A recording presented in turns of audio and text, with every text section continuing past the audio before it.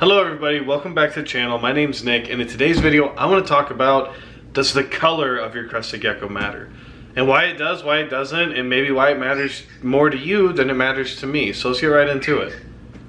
Okay, so I think the first thing to kind of talk about is color versus morph, right? I know a lot of people, and especially a lot of people who when they get a new gecko, they're kind of like, oh, look at the color of this gecko, or how would you describe the coloring, or what morph is it, and does that play a factor? And the answer to that is somewhat kind of convoluted because it's a yes and a no answer.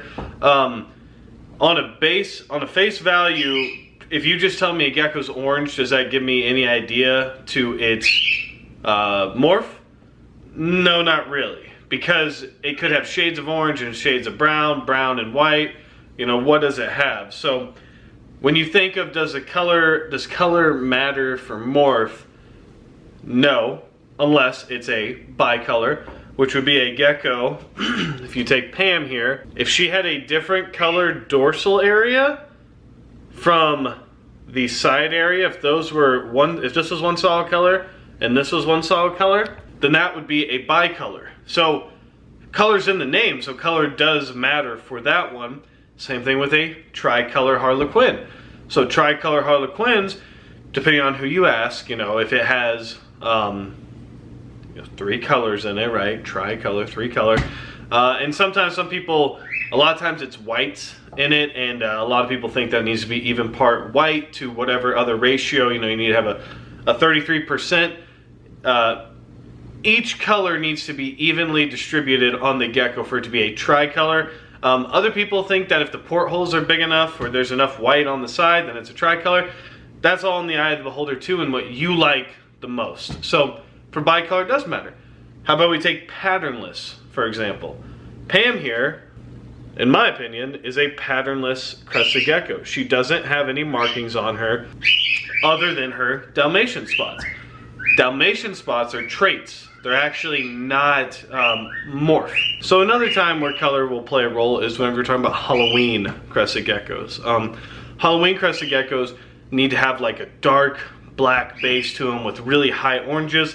Once again, that's a morph too, or a specific line of Crested Gecko that's highly debated on what is and what isn't.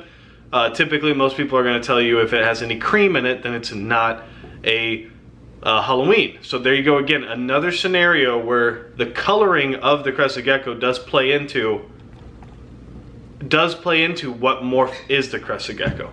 So, like I said, it's not exactly an easy, you know, doesn't matter. But with that said, you can have harlequins and extreme harlequins that are all these other crazy different colors. So, and at times like that, it doesn't really matter. Then that's when you look for the cues on what is a harlequin and what is an extreme harlequin and what's a patternless, what's bicolor, what's a flame. So, does color matter for morphing your gecko? Kind of, right? I just pointed out all the ways that it does and doesn't. So that's one thing to consider. So when you ask, maybe if you want to know what morph your gecko is, don't worry so much about the color, and then when other people chime in to advise you what it is, then you'll know if it's more than what you think it is or isn't. So then you'll know if the color does matter or if it's just an oddly colored gecko. Color is something that can be really, really, really important to projects, and there's people who will work specifically with super Dalmatians who have a super light base, a red base, a dark base. Okay, those are all colors, right? So a brown base, a black base. And a lot of the times too, when people are breeding, more than likely they're gonna try to match up colors. And why is that? Well, more than likely it's because you bought a gecko and you invested in that gecko because you liked it. So if you're going to breed that gecko, you need to breed something that you like, right? So more than likely, you're going to be pairing it to another gecko that is similar because you want to produce a certain line or coloration mixed with this pattern or this morph mixed with these traits. So when you're making your projects and you want to be a breeder one day, or you want to just breed for fun one day, really consider what colors you are working with, because it does matter. Because, you know, right now, you know, anything red is really hot right now. People love reds. Creams are really hot. you know, it fluctuates too. You know, some things that were popular 5 years ago probably aren't as popular now, so on and so forth. So, and, you know, another one where color does matter is a lily white. You know, there you go. When lily whites start to really get that white base as they grow, and that white starts to climb, it does matter, because you want a high coverage lily white, right? You don't want a super low coverage one, or maybe you do. Then that's up to you.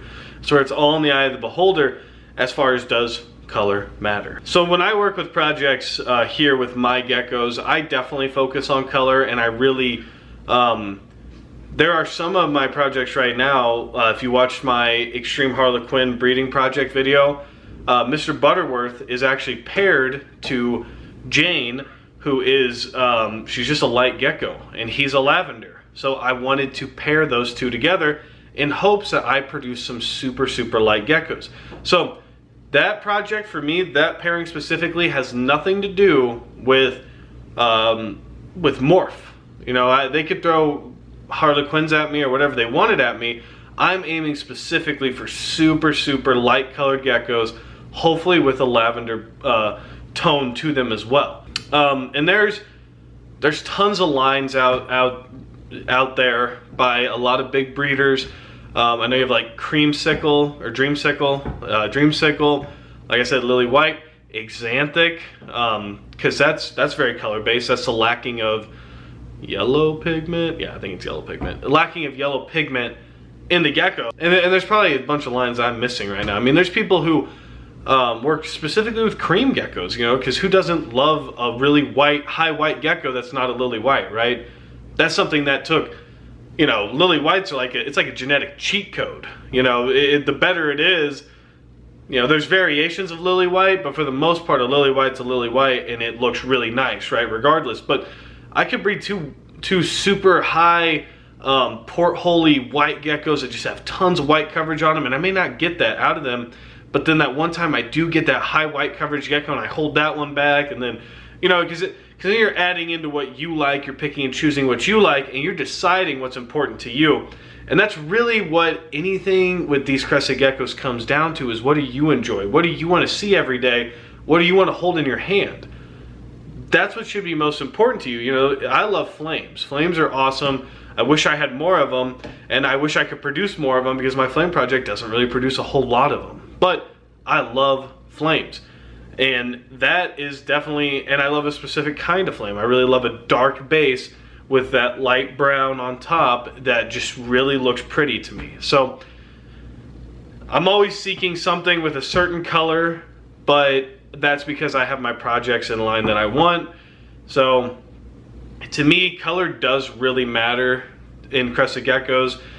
And I don't think there's a right or a wrong answer. I think it's just whatever you want to look at, because I think that's what the most important part of keeping is just finding something that you enjoy taking care of and something that you love looking at. Because the more you love looking at it, the better off you are when you take care of that animal. That color is something that it's up to you, and there's probably 1,000 projects that people are working on that I don't even know about or haven't even heard about, and it revolves purely around color. That's gonna happen. So color does matter. Find what matters to you and the projects you want to work with, and just kind of go from there. You know, it's everything you need to do.